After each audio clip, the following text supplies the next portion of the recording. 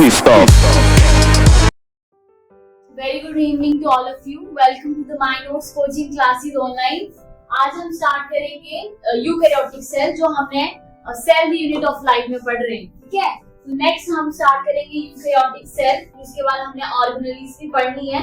तो यस, अब eukaryotic cell और प्रोकैरियोटिक में पहले हमने प्रोकैरियोटिक सेल्स पढ़ लिए हैं। उसमें था कि न्यूक्लियस एब्सेंट होता है, यानी कि न्यूक्लियर मेम्ब्रेन उसमें उस एनवेलप को उसको सराउंडिंग करती है। तो यहाँ क्या बता रहा है हमारे पास कि eukaryotic cells include protista, plants, animals and fungi.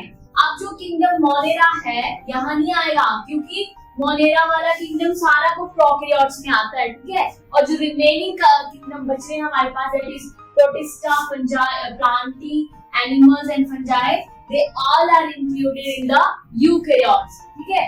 So in eukaryotic cells there is extensive compartmentalization.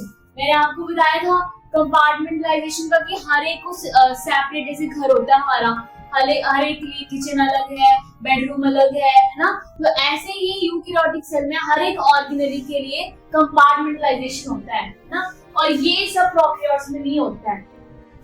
तो of cytoplasm, so the presence of membrane bound organelle and the eukaryotic cell possess organized nucleus, देखो इसमें नहीं आ रहा था, and also nuclear envelope भी आ रहा है। In addition इसके साथ eukaryotic cells have a variety of complex locomotory and cytoskeletal structure। और next इसका जो genetic material होगा वो क्रोमोसोम में अरेंज होगा, that is called DNA बोलते हैं जिसको हम, ठीक है।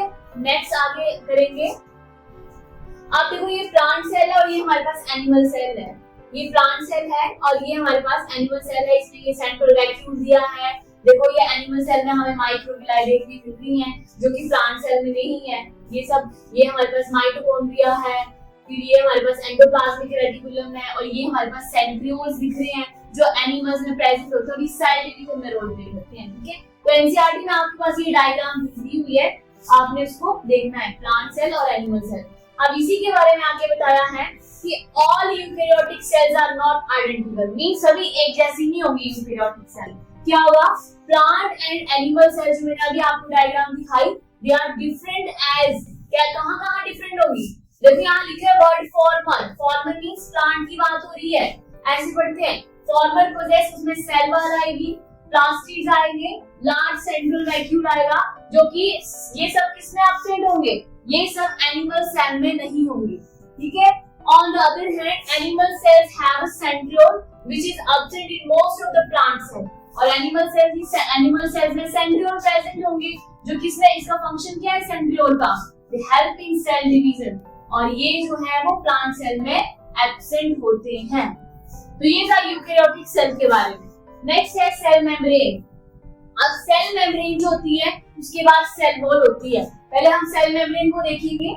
The detailed structure of cell membranes was only studied after the advent electron microscope in the 1950।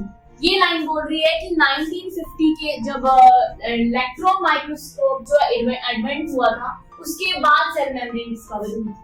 And meanwhile chemical studies of the cell membrane, especially human red blood cell, और cell membrane को किसके ऊपर study किया था, RBC, human की erythrocyte की ऊपर उसको सेल मेम्ब्रेन को देखा गया था, ठीक है। और साइंटिस्ट ने बोला कि ये प्लाज्मा मेम्ब्रेन है।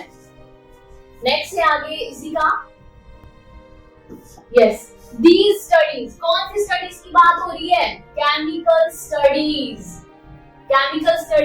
showed that cell membrane is mainly composed of, what is cell membrane है वो सिर्फ लिपिड और प्रोटीन की ही बनी होती है, एंड जो मेजर लिपिड्स होते हैं वो होते हैं फॉस्फोलिपिड्स, ठीक है, that are arranged in the bilayer, cell membrane के ऊपर ये अरेंज होते हैं। आगे बोल रहा है lipids are arranged within the membrane with polar head toward the outside and the hydrophobic tail toward the inner part. देखो मैं यहाँ बनाती हूँ, ये मेरे पास क्या है, सेल मेम्ब्रेन के ऊपर प्रेजेंट है, समझना इसको, ठीक है। अब ये जो लाइन बोल रही है ना, पोलर हेड टुवर्ड आउटसाइड, ये इसकी बात कर रहे हैं। देखो ये आउटसाइड की तरफ दिख रहे हैं आपको, ये पोलर हेड्स हैं, ठीक है। और जो ये टेल है इनको बोलेंगे हाइड्रोफिलिक, यहाँ लिखा है हाइड्रोफोबिक जो है हमारे पास tail toward the inner side, तो ये टेल्स हैं। और ये कौन सी साइड है, इनर साइड और हेड देखो ये आउटर वाली साइड में, ये सेल मेम्ब्रेन के ऊपर प्रेजेंट है। और जो ये टेल इनर साइड इसलिए है because they are protected from the aqueous environment, है ना। और in addition phospholipid also contain cholesterol, यानी कि फॉस्फोलिपिड की जो सेल मेम्ब्रेन की लेयर है इसमें कोलेस्ट्रॉल भी प्रेजेंट होगा। आगे डायग्राम में बताती हूँ। जैसे ये देखो डायग्राम, ये आ रहा है हमारे पास, ये देखो ये कोलेस्ट्रॉल है, ये हमारे पास कोलेस्ट्रॉल है, ये हमारे पास शुगर है। ये सेल मेम्ब्रेन की स्ट्रक्चर है ना, प्लाज्मा मेम्ब्रेन को ही सेल वॉल बोलते हैं। और ये पेरिफेरल प्रोटीन है। आगे पढ़ेंगे कि पेरिफेरल मतलब पेरिफेरी का मतलब होता है साइड में, पेरिफेरल प्रोटीन। और ये वाली हमारे पास इंटीग्रल प्रोटीन, जो इसके अंदर आप देखो ये दिख रहे हैं आपको पोलर हेड्स, यस, और ये टेल्स हैं और ये इनर साइड में प्रेजेंट है because it prevent from the aqueous environment. अब ये इनर वाली साइड प्रेजेंट है जो मैंने डायग्राम दिखाई आपको अभी, है ना, यस। अब देखो क्या लिखा है इधर कि later biochemical investigation clearly revealed that cell membrane में प्रोटीन भी होंगे, कार्बोहाइड्रेट्स भी होंगे और इनकी जो रेशियो है प्रोटीन और लिपिड की हर एक मेम्ब्रेन में अलग अलग टाइप की मेम्ब्रेन में अलग होगी। But in case of human being जो मेम्ब्रेन है एरिथ्रोसाइट का मतलब आरबीसी की बात हो रही है, इसमें क्या है 52% प्रोटीन आ रही है, 40% लिपिड्स आ रहे हैं एंड रिमेनिंग 8% जो आते हैं वो हमारे पास आते हैं कार्बोहाइड्रेट्स, ठीक है। And depending on the extract of expression proteins को हमने डिफाइन किया, एक इंटीग्रल प्रोटीन, एक पेरिफेरल प्रोटीन। जो मैंने आपको बताया कि जो पेरिफेरल प्रोटीन होती है वो lie on the outside surface of the membrane and integral proteins होती हैं वो मेम्ब्रेन में पार्शियली और टोटली बरीड होती हैं, मतलब धसी हुई होती हैं। और देखो ये इस डायग्राम में यहाँ देखो ये इंटीग्रल प्रोटीन पार्शियली एम्बेडेड है मेम्ब्रेन में और पेरिफेरल प्रोटीन जो है उसके आउटसाइड में प्रेजेंट है। नेक्स्ट बोल रहा है ये लास्ट वाली लाइन थी, and improved model of the structure of cell membrane. ये जो सेल मेम्ब्रेन का स्ट्रक्चर है 1972 में सिंगर और निकोलसन ने इसको डिस्कवर किया था, ठीक है। और इसका उन्होंने नाम दिया था fluid mosaic model. According to this, ये जो इस मॉडल के आधार पे ये जो सेल मेम्ब्रेन है वो लिपिड प्रोटीन जो है वो लेटरल मूवमेंट शो करती है, बट जो प्रोटीन है वो लेटरल मूवमेंट शो नहीं करती है। और इसके फंक्शन क्या है सेल मेम्ब्रेन के, this is a important function कि ये एक फर्स्ट ये है कि सेल ग्रोथ में काम करती है और इंटरसेलुलर जंक्शन मतलब सेल के बीच में जंक्शन प्रोवाइड करती है और ये सिक्रीशन में रोल प्ले करती है, endocytosis and then cell division.